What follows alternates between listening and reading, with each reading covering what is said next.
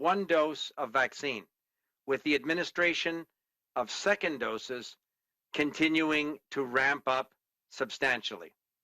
Thank you to everyone getting vaccinated. In addition to following local health guidelines, getting vaccinated is the single best way to win the fight against COVID-19. Environ 33 millions de doses de vaccins ont été distribuées au Canada à date, et plus de 29 millions de doses ont été administrées, with confirmed deliveries from Pfizer and Moderna. Canada is set to receive more than 20 million additional doses in the month of June alone. Avec des millions de doses qui continuent d'arriver chaque semaine, le Canada est toujours en voie de recevoir assez de doses de vaccins pour permettre à tous les Canadiens d'être pleinement vaccinés d'ici la fin du mois de septembre. Nous continuerons de travailler en collaboration avec les provinces et les territoires que tous ceux qui le veulent se faire vacciner d'ici là puissent l'être. Comme l'a dit ma collègue, la ministre Anna, nous continuerons de recevoir des millions de doses de vaccins à chaque semaine. Cette semaine, ce sont plus de 5 millions de doses qui seront acheminées aux provinces et aux territoires. So with that, I would now like to turn to Dr. Tam and then to Dr. New. Dr. Tam. Merci, Ministre Leblanc. Bonjour à toutes et à tous. Thank you, Mr. Leblanc, and hello, everybody. The 7-day rolling averages remain on a steady decline. The average national case count has dropped by almost 85% since the peak of the third wave to under 1,500 cases reported daily.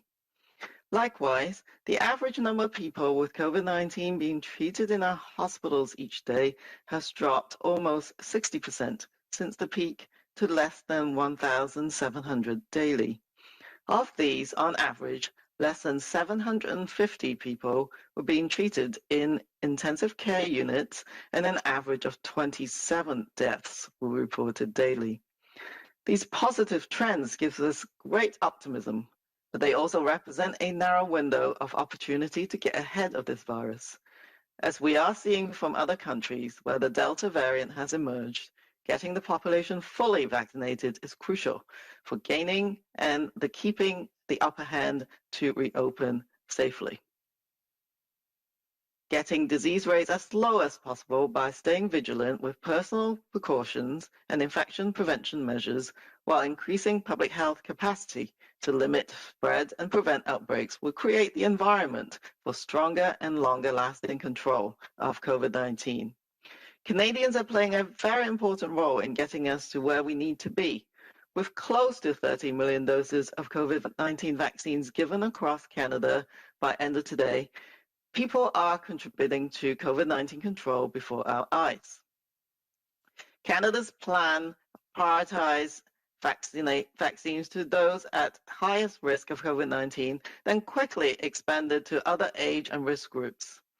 As vaccine supply has ramped up, implementation of the plan has also accelerated, and now we're seeing the benefits of high coverage, including reduced illness and death among the most vulnerable populations. Throughout, programs have continued to adapt to ensure vaccinations could be optimized across the country. Most importantly, Canadians have stayed engaged and stepped up individually and collectively to turn availability into the great results we are seeing. To keep the momentum going, we're passing the baton for COVID-19 vaccination with the help of Canadian Olympians and Paralympians. You can join this relay of reasons of why it's important to get vaccinated by using #MyWhy on social media to share your reason. Whether it's to protect your parents and grandparents, get back to activities that connect us. Use your story to reassure and motivate others. Finally, as we share our reasons for being vaccinated, having information from trusted sources is also crucial for informed and confident decision-making. This week, the Ask the Experts initiative will launch to provide answers to your important questions about COVID-19 vaccination. So keep an eye out for more on this and tell others. Working together, we can make the best of this window of opportunity and go for gold to get Canada vaxxed to the max. Thank you. Merci. Megwitch. Bonjour à toutes et à tous. À l'échelle nationale, les moyennes sur 7 jours continuent d'être en baisse constante. Le nombre moyen de cas à l'échelle du pays a diminué de 85% par rapport au pic de la troisième vague et est passé à 1300 cas déclarés par jour. Et même le nombre moyen de personnes atteintes de la COVID-19 traitées dans nos hôpitaux chaque jour a diminué de près de 65% depuis le pic pour atteindre moins de 1600 cas par jour. Parmi ces personnes, en moyenne, un peu plus de 700 ont été traités dans des unités de soins intensifs et 25 décès ont été déclarés en moyenne par jour. Ces tendances positives nous rendent très optimistes et représentent également une étroite créneau permettant de dévancer ce virus. Comme nous le constatons dans d'autres pays où le variant Delta est apparu, il est crucial de vacciner complètement la population pour prendre et conserver l'avantage afin de rouvrir en toute sécurité. C'est en maintenant les taux de maladie aussi bas que possible, en restant vigilant dans l'application des précautions personnelles et des mesures de prévention des infections, tout en augmentant la capacité de la santé publique pour limiter la propagation et prévenir les éclosions, que nous créerons un environnement où nous pourrons maîtriser efficacement et de façon durable la COVID-19. Les Canadiens jouent un rôle très important pour nous amener à là et nous devons être par l'atteinte de près de 30 millions de doses de vaccins contre la COVID-19 administrés au Canada d'ici la fin de la journée. Les gens contribuent à la maîtrise de la COVID-19 sous nos yeux. Le plan du Canada a donné la priorité de vaccination aux personnes les plus exposées à la COVID-19, puis a rapidement procédé à d'autres groupes d'âge et groupes à risque. Avec l'augmentation et de l'approvisionnement en vaccins, nous avons exécuté le plan plus rapidement et nous constatons maintenant les avantages d'une large couverture, notamment la réduction des maladies, des décès parmi les populations les plus vulnérables. Tout au long de cette période, nous avons continué à adapter les campagnes de vaccination pour optimiser la couverture dans tout le pays. Mais surtout, les Canadiens sont restés engagés et se sont mobilisés individuellement et collectivement pour que la disponibilité se traduise par les excellents résultats que nous constatons. Pour survivre sur cette lancée, nous passons le relais de la vaccination contre la COVID-19 avec l'aide des athlètes olympiques et paralympiques canadiens. Vous pouvez vous joindre à ce relais des raisons pour dire pourquoi il est important de se faire vacciner en utilisant mot-clic « Mes raisons » sur les médias sociaux pour donner votre raison. Qu'il s'agisse de protéger vos parents et grands-parents ou de reprendre plus d'activités que nous lisons. Utilisez votre histoire pour rassurer et motiver les autres. Enfin, alors que nous exposons nos raisons de nous faire vacciner, il est également essentiel de disposer des renseignements provenant des sources fiables pour prendre des décisions éclairées et en toute confiance. Cette semaine, l'initiative Demandez aux experts sera lancée pour apporter des réponses à vos questions importantes sur la vaccination contre la COVID-19. Alors, soyez à l'affût pour en savoir plus et en parlant à d'autres.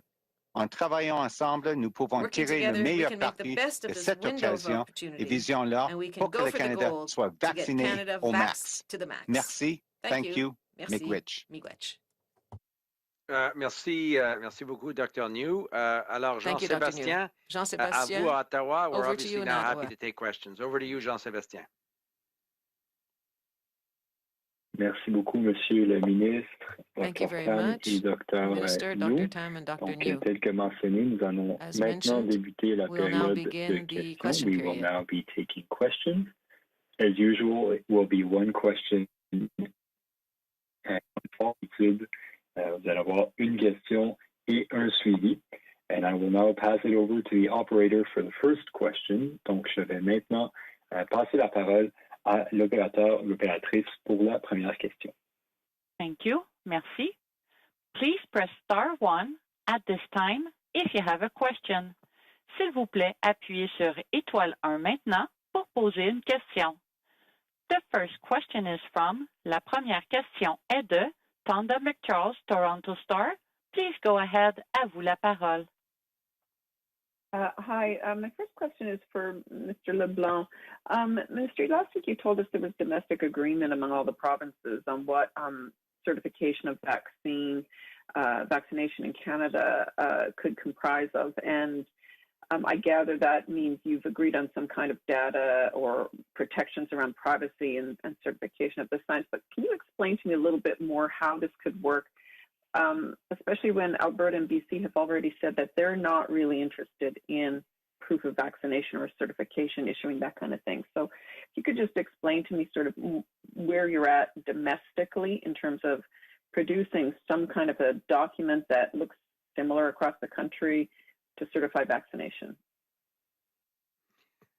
So, Tonda, thank you for the question. And I think after the First Minister's conversation a few weeks ago, there was a broad consensus to continue to work together around the issues of proof of vaccination with respect to international travel. That's properly, obviously, the area where the Government of Canada is going to remain focused, but the provinces, by virtue of their jurisdiction, have ownership of the health information, the vaccination information regarding their citizens.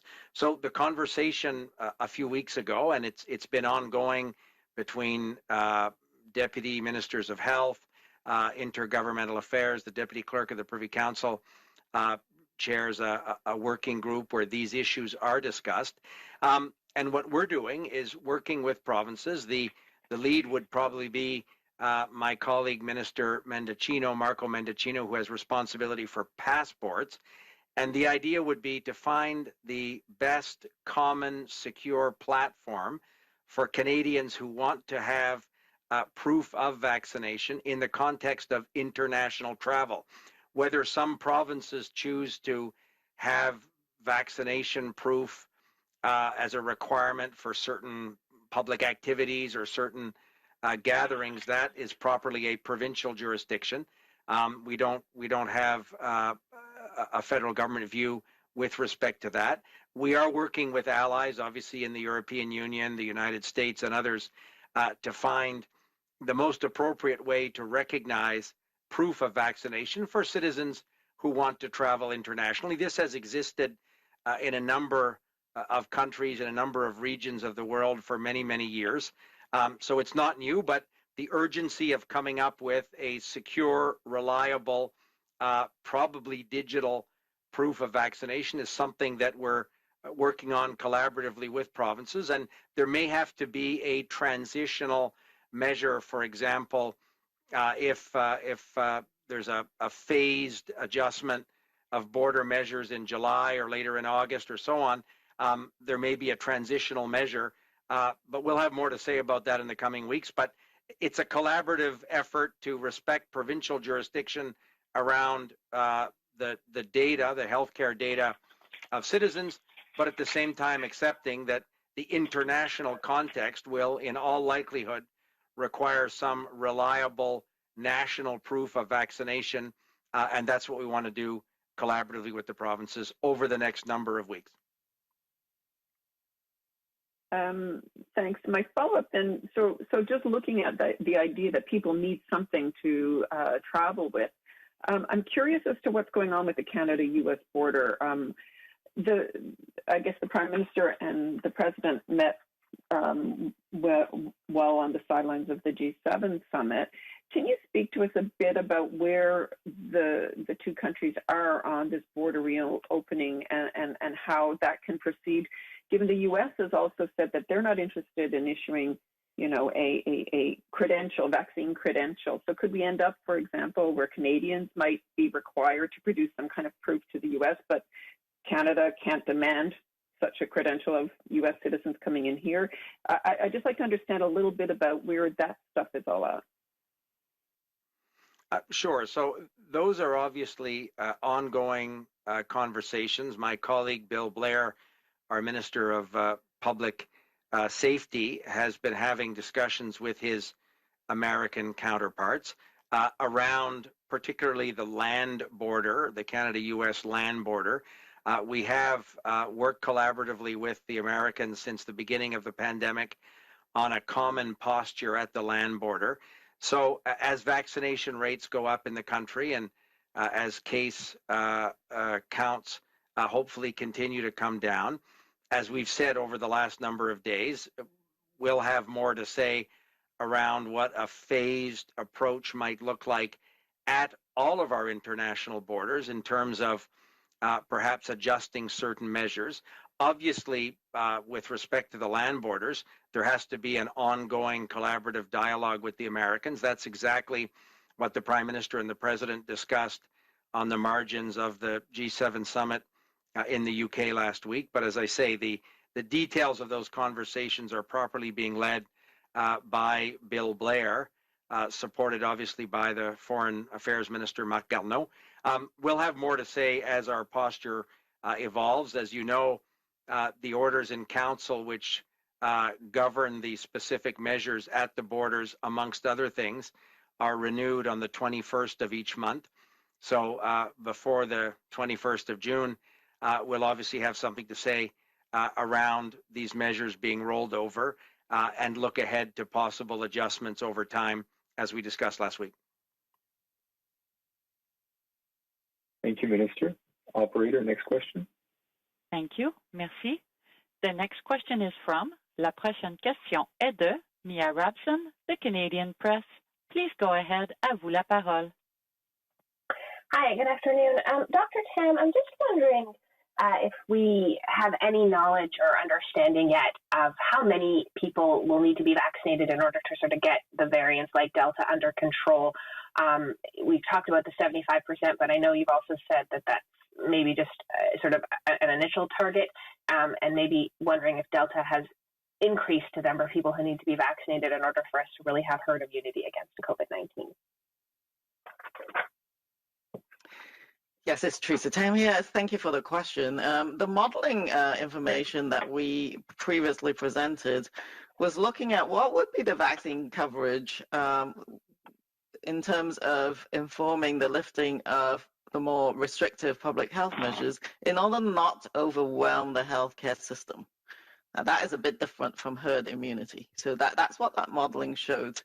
And we inputted different parameters for transmissibility, for the virulence or the seriousness of the health outcomes from different variants. And at that time, the Delta variant was not part of that calculation or modeling. If we model the Delta variant now into that and input that into that model, with a higher transmission variant, it does mean that the even higher vaccination coverage would be, even better at protection against the hospitalizations and overwhelming the health system. But the other measure is the fact that this variant seems to increase hospitalization. So that also has to be built in, which means that, again, it comes down to our bottom line, which is 2 doses now are better than 1. So aiming for that 75-75 is actually the key in terms of vaccine coverage for us to have the kind of community level of resilience, if you like, against variants of concern that are more transmissible. Should we aim for higher? Yes, I think we should. As I said, shoot for higher, shoot for gold, shoot for the stars. That gives us a better buffer for managing the COVID-19 situation. What was heartening to me was some of the results we saw from Scotland and from England, which suggests that while the Delta variant needs 2 doses, ideally, to protect us against infection and symptomatic infection, vaccines are actually very effective in preventing hospitalizations. So that's the new piece of good news that we're looking at. So when we're assessing things like border stance, for example, we'll take all of this into account. But if we continue on our current trajectories of the epidemiology, and if everyone continues to roll their sleeves up, then looking at that beginning of July timeframe is within our reach. Thank you. And you mentioned earlier that, we sort of are in a window where we have low cases and vaccines are ramping up, but that the Delta variant is sort of a concern. We saw yesterday that the United Kingdom has pushed back its final reopening plans because of Delta. What impact should it have on decisions for provinces who are starting to move towards more reopening, particularly with indoor spaces? Yeah, so cautiously and in stage manner with an interval between each of those stages and watch what happens when you ease the initial measures is very important at this point, when you only have 1 dose in most of the population that's been vaccinated. So I don't think that advice changes. But the other thing is keep up with the testing.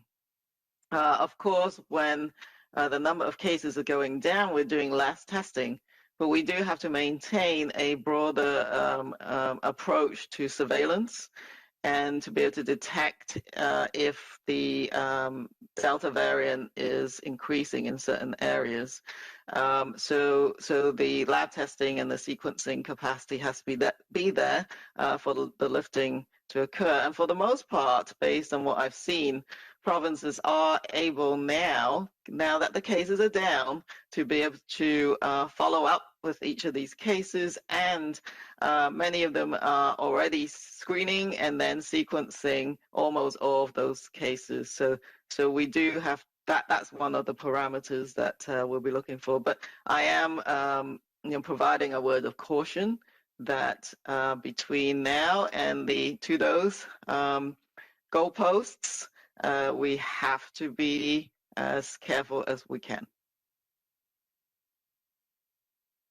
Thank you, Dr. Tam. Operator, next question. Thank you. Merci. The next question is from, la prochaine question est de Rachel Haynes, CTV News. Please go ahead. À vous la parole. Hi, Dr. Tam. As we're moving up with the 2nd dose regime now for a lot of Canadians, a lot of doctors are saying that the Moderna and Pfizer doses and vaccines are now interchangeable guidelines that came out a few weeks ago. However, you said that it's not necessarily interchangeable, but they can be used in certain circumstances.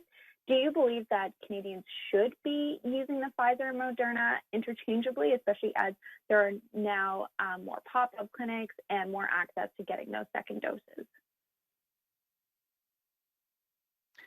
Yes, I think the most important thing is to get that 2nd dose. And where possible, certainly getting 2 doses of the same vaccine.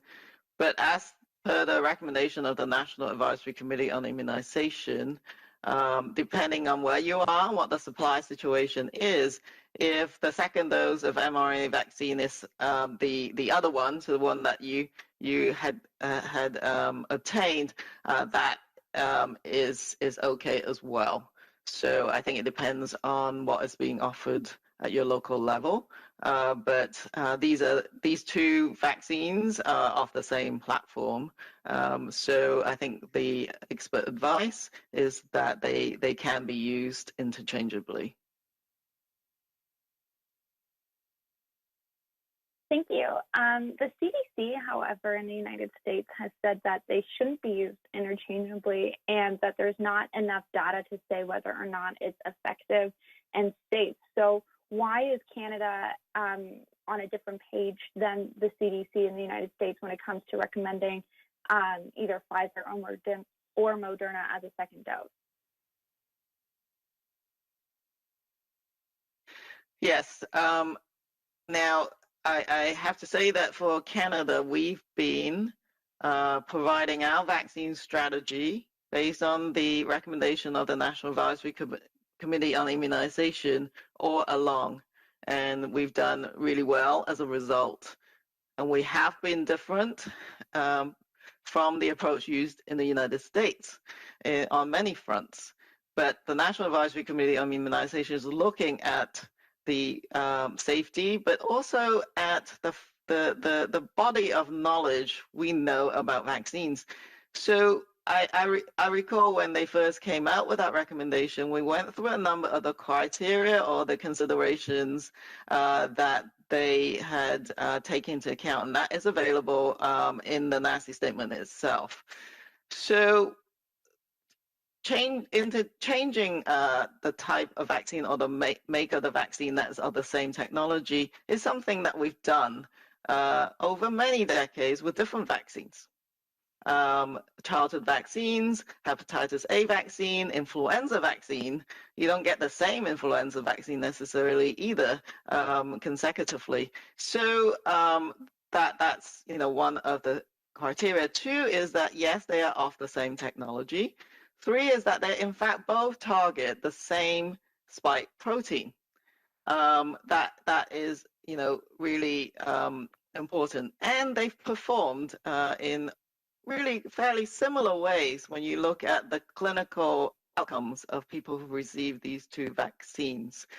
And so I think with all those pieces in looked at in a systematic way, that's how the committee came up with a vaccination approach. And we're not the only country either. So sharing the data across the world, particularly on safety, but certainly on effectiveness, as these different schedules are being used, is an ongoing measure to ensure safety and effectiveness of our vaccines for Canadians. Thank you, Dr. Tam. Operator, next question. Thank you. Merci. The next question is from La prochaine question est de Tom Perry, CBC News. Please go ahead. À vous la parole.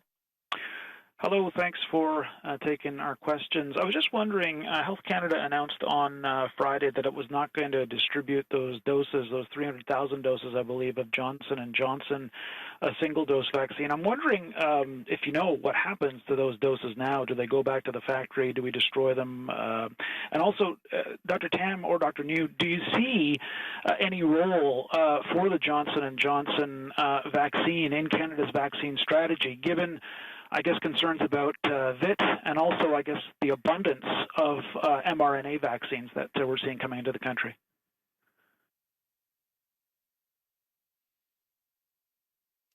So I will start. So the regulator, Health Canada, has not released the shipment of Janssen vaccine, and that is the implicated vaccines from the emergent site. So the company itself has the discretion to decide what it would do with it, but essentially it will be given back to the company. What actually happens to it afterwards, I can't say. But from a, from I guess the supply arrangement perspective, Janssen will have to make up for the doses. As to whether we need the doses, though, that is what we're actually doing some detailed work with the provinces and territories. Depends whether they would use any future Janssen doses. I do think that with the supply of mRNA vaccine coming in and the fact that so many people in our country have already received that first dose anyways, the opportunities to use the Janssen vaccine then is much lower. You're only looking at the populations that's never had a dose of vaccine. So I think that there'll be very limited use of this vaccine going into the future. But we will, I believe that Brigadier General Krista, I'm just blanking on the name, Brody, exactly. One of those moments. Brigadier General Brody is finalizing the estimates with the provinces as to whether they will use this vaccine at all. So stay tuned on that one.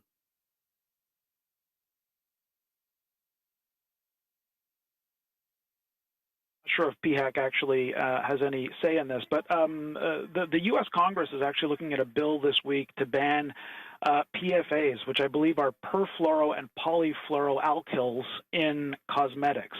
And I guess there's concerns that there's fear that they could be toxic, they could be carcinogenic. I'm wondering if that's something that is a concern that PHAC's looking at, if that's something that Canada should be looking at, banning these kinds of materials. I can't actually answer your question, and it should be posed to our Health Canada colleagues who are the regulators, and we'll ensure our media relations follow up with you.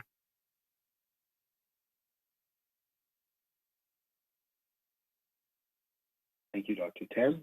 Operator, next question. Thank you. Merci. The next question is from, la prochaine question est de Charlie Pinkerton, iPolitics. Please go ahead. À vous la parole. Hi. Due to a shortage of ministers here, I will be asking Minister LeBlanc my questions. Minister, the co-chair of the COVID-19 testing and screening expert advisory panel said yesterday at the Health Committee that the panel delivered its report suggesting that hotel quarantines be done away with to the government on May 2nd. We know that report was made public on, I believe it was May 27th, but before then, on May 21st, the government again extended this system that it's now indicating it will be moving away with for fully vaccinated people in early July. So what I'm wondering from you is, why was this decision made then when the report that the new system is being based off of was in the government's hands and within its knowledge? So thank you for the question. We've said since the beginning of the pandemic that what was important to protect Canadians was a series of layered measures at the borders involving, as a basic primary measure of protection, obviously the 14-day quarantine period. We've added different periods of testing requirements. We've used no-TAM orders to suspend flights, direct flights from certain jurisdictions when the public health advice said it was appropriate to do so. And the government approved accommodation was again another level of protection, which we thought was important to have in place to allow people to wait for a negative test result, a PCR test result, taken upon their arrival in Canada. So those were a series of measures that were stood up at the 4 international airports. As you noted, we have said that obviously as a function of vaccination rates, but also we hope of declining case rates and circumstances that are appropriate around, for example, the Delta virus, that at the rollover of the orders in council on the 21st of this month, next week on the 21st of June, we'll have more to say about measures that will be in place at both the land borders and the air arrivals at the 4 designated airports. So this is, and my colleague, the Minister of Health, also wanted to talk to her provincial and territorial counterparts. We have talked about border measures on a number of First Ministers' calls that I've been on. Dr. Tam has participated in some of those as well. So we'll continue to talk with our partners and to have in place the best combination of measures necessary to protect Canadians. But the good news is that we hope and believe these measures can evolve in a phased, appropriate way over the next number of weeks, and we'll have more to say about those specific measures and those details, the implementation details, in the coming days. Okay. You've alluded to, in response to my question, in response to my colleague Tonda's questions earlier, to this upcoming June 21st date for when well, there's a number of things that have to expire on that date. So I'm wondering, perhaps more about that, or looking more into the future. We've seen in the provinces, and particularly in Ontario, with businesses having to scramble to change their plans based on various reopenings. Is your government going to give Canadians who wish to travel and Canadian businesses who rely on travel, the border, a plan a certain amount ahead of time about when travel and the border will reopen? And when might we hear that plan? It sounds like it could be within the next few days. Am I gathering that correctly?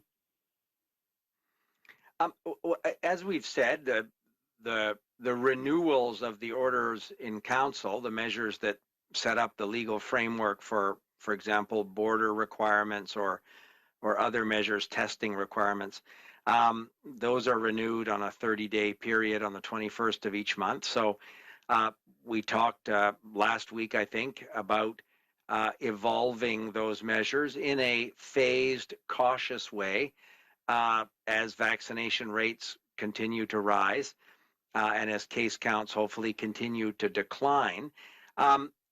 We also, obviously, the travel within the country between Canadian provinces is properly something that provincial authorities have to consider. And I know a number of premiers, as you noted, have publicly discussed various stages of their reopenings of their economy and of measures in terms of interprovincial travel. We're focused on the international borders, arrivals by land at the border crossings of the Canada-U.S. border, and also international air arrivals. We also recognize, I've spoken with executives at the major airlines and people from the tourism and hospitality sectors, and premiers constantly talk to us, understandably, about giving the best line of sight possible to, as you said, sectors of their economy that are looking forward to being able to reopen in an appropriate, phased, cautious way. Obviously, the tourism sector, I don't have to tell you, I'm speaking to you from Atlantic Canada this afternoon. The premiers, certainly in my region, but across the country, talk to us about their hopes at giving the tourism sector some opportunity over the next number of weeks. But we have to base decisions around borders based on the scientific and the medical advice that we get from Dr. Tam and her colleagues and from other experts who also feed into this conversation. So in a perfect world, we would have been able to set dates certain with a very long sort of runway. But unfortunately, COVID hasn't given the world this opportunity. And one of your colleagues referred to some of the changing positions in the United Kingdom as a result of the Delta variant, just to use one international example.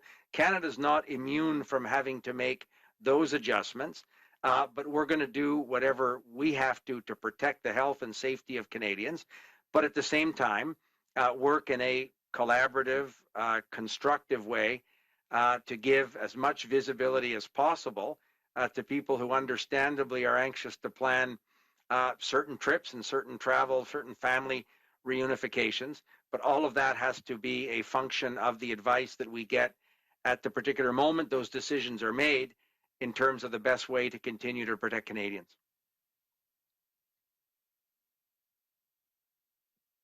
Merci, Monsieur le Ministre. Operator, prochaine question. Thank you. Merci. The next question is from, la prochaine question est de Marika Walsh de Globe and Mail. Please go ahead. À vous la parole. Good afternoon, Mr. LeBlanc. I'm wondering if you can clarify for us when Ms. Atwin first began speaking with anybody connected to the Liberal Party. Was it before her dispute with the leader of the Green Party about Israel and Palestinian crisis on May 11th, or was it after? So I obviously can't speak for Ms. Atwin and the conversations that Ms. Atwin may have had with various people. I think my first conversation with her was the last week of May. I was in Fredericton for some other business and discussed with her these issues and how we could work in a collaborative way to help the people of Fredericton and what she could do to best serve the constituents that had elected her in Fredericton. That conversation, I think, was May 27th. It had come to my attention some days earlier that she was having some challenges within the Green Caucus, within the Green Party, and I thought it would be interesting for me to be able to have that conversation. And we had an amicable but inconclusive conversation. I think it was on May 27th. But as I say, it focused on how could she best serve the people of Fredericton and help the people that had elected her do things that are important for her constituency. And then we resumed the conversation, I think, a week or 10 days later. Thank you. And what role did her position on the Israeli-Palestinian conflict have on the Liberals welcoming her into their caucus? Well, I think it goes without saying that the position of the Liberal Party and of our government with respect to Israel has been clear and has been consistent for many, many years. The government and the Liberal Party are committed to a two-state solution, strongly recognizing and supporting Israel's right to live in peace and security with its neighbors. So that position has been clear and has been reiterated by both the Prime Minister and Mr. Garneau on a number of occasions. I think in terms of Ms. Atwin, I certainly can't speak for her, but the statement that she's made this week, I think shows a great deal of character. It shows her sincerity. It shows her desire to reach out and have difficult conversations with colleagues who have views on these obviously highly sensitive questions. Her statement speaks for itself. As I say, it says something I think very compelling about her desire to be collaborative and to work with colleagues, and also her sincerity and her character on these issues. I can also say that in my conversations with Ms. Atwin, we have been focused to an enormous extent, as I said a moment ago, on what we can do to help her as a government serve the constituents of Fredericton. From my very first conversation with her, her focus was where can she best serve the people that elected her. She made a very tough decision, a very courageous decision, and one that we certainly think will be in the best interest of her ability to continue to effectively serve the people that have elected her.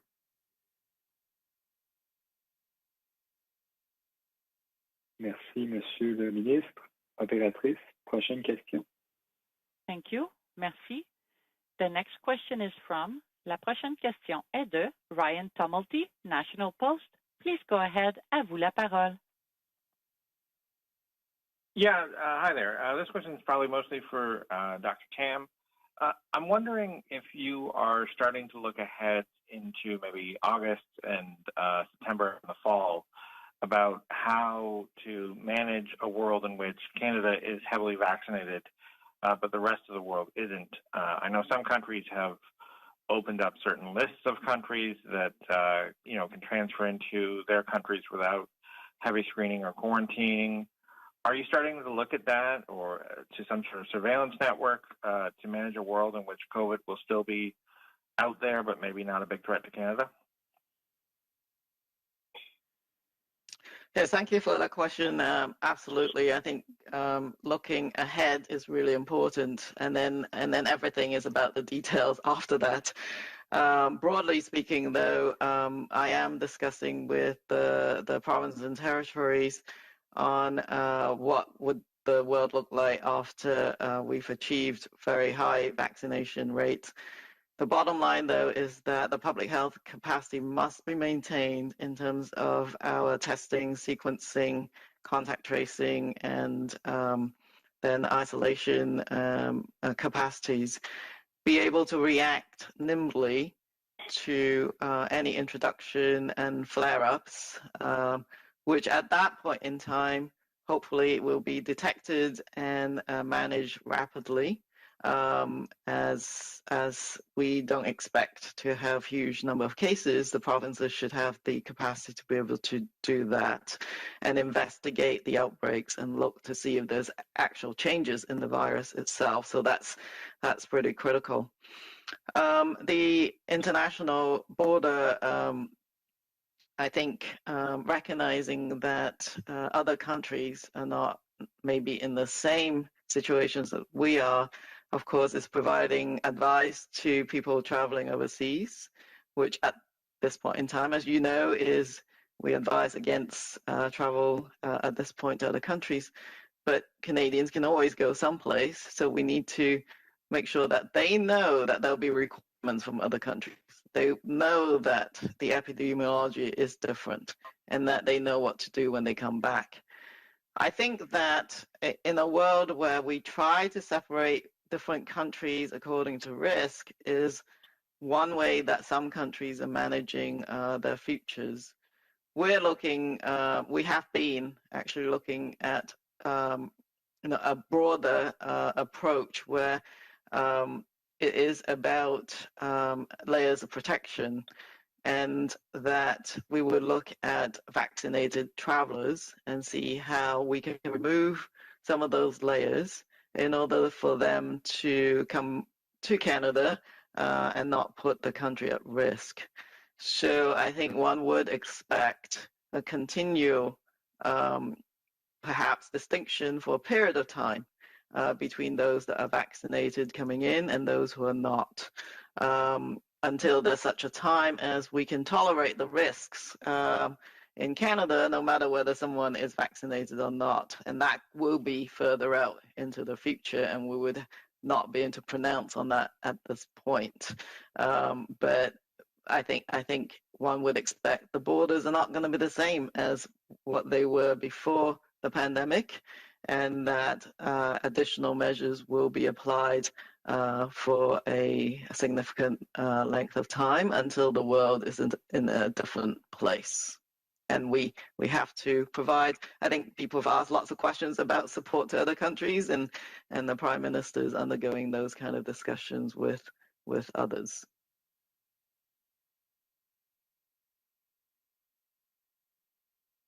Follow-up, Brian?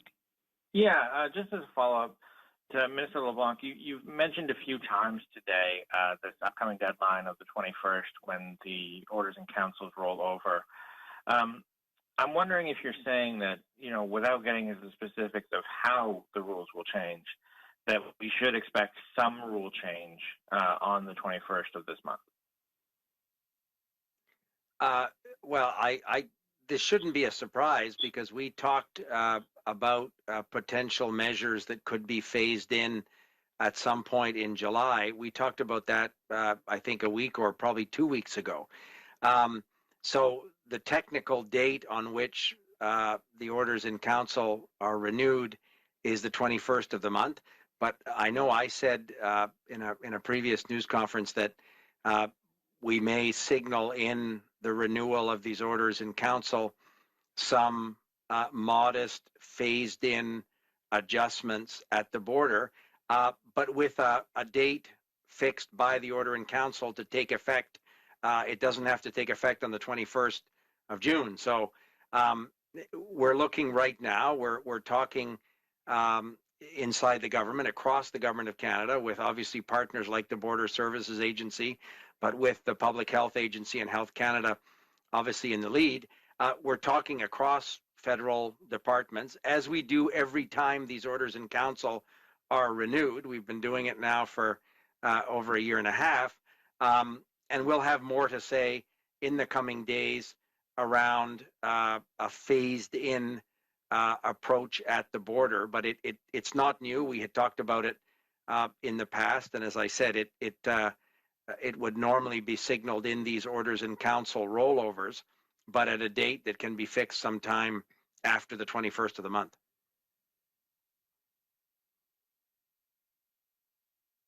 Thank you, Minister. And we'll have time for one more question. Donc, opératrice, à vous. Thank you. Merci. The last question is from. La dernière question est de Cormac McSweeney, City News. Please go ahead. À vous la parole. Hi, this question I think is likely for Dr. Tam. We've talked about how we could be opening the borders for fully vaccinated travelers, and I know that you've been asked about this in the past, but I'm wondering if you could give an update when it comes to specific advice for people who are fully vaccinated within Canada. The CDC has had more specific guidance than we've had for weeks now on what they can do, such as where exactly they can ditch the mask, where they still need to have it at this point in the pandemic. So I'm just wondering where you are in those conversations and when Canadians can expect some more specific guidance about fully vaccinated people and what they can do within our borders. Yes, so first of all, of course, you have to take into account local epidemiology as well as your personal vaccination status. And so I think, obviously, the local public health will have very specific instructions as to what's going on in their community. But things are looking, all to be moving in the right direction. We do have the Delta variant that we're concerned about. And you have seen outbreaks where some people are vaccinated and can still get the virus. So I think what we would provide is that individuals need to take a personal risk assessment. And we've been advocating for that ever since the, many, many months ago, is that not everyone is the same. Their own context and risks and the risk tolerance might be quite different depending on whether you have underlying medical conditions, if you are a senior, etc., and what context you're actually living or working or doing other activities in. So I think what we will provide is a risk, it's like a personal risk assessment framework in terms of considering your own vaccination status, but that you can control. You can choose to get vaccinated. The other thing you can control, whether you still need to wear a mask and how you would control, whether you're able to control the environment that you are doing that activity in. That is actually quite important in your level of risk tolerance, because if you have total control over your environment, you know exactly who is in there, and you know who is vaccinated, for example, in another family that you are thinking of doing activities with, that puts you in a very different safety mode.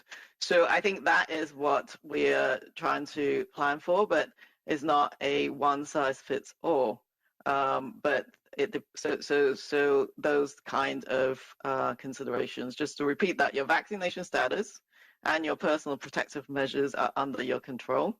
The level of virus circulation in your community may not be. You've got to watch that and see what's going on and whether variants that escape vaccines are circulating. And then you need to know who you're with and what circumstances are happening, and do you know what the vaccinations might be for the people that you are about to meet with. So I think one might expect that kind of approach to be provided. But in Canada, we've always promoted the need for the whole community to reach certain levels of vaccine coverage. Why? Because the vaccines are never 100% effective. You need each other's protection. So protect yourself, but you protect others as well, so that those who cannot get vaccinated or those who cannot respond well to a vaccine because of an underlying immune condition can be protected by others as well. So just as a follow-up then, if we are, if I understand you correctly, there's work underway on some sort of risk calculator or some sort of document where Canadians can look this up, because Not everybody's an epidemiologist and able to figure this out just based on current trends in their neighborhoods. So when exactly will we be able to get something that regular Canadians who don't track this day to day can look and say, yeah, I'm fully vaccinated and I can do X, Y, Z based on the scenario in my hometown? Well, first of all, you do have to know your hometown and what's going on there and follow local public health advice. I think that's the first piece. You got to track and listen to your local, but they will have rules and they will be relaxing them in different ways. So then in that context, and we've always promoted that approach, which is you have to know your personal circumstances and how high risk you might be from the consequences of COVID-19 and avoid close, crowded conditions where you cannot separate yourself from others.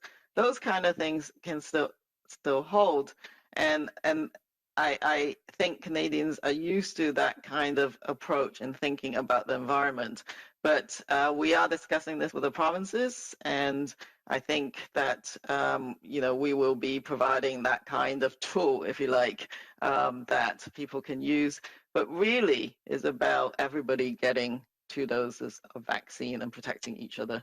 Otherwise, how are you supposed to go check someone else's vaccine status? This is not the way that most communities are working.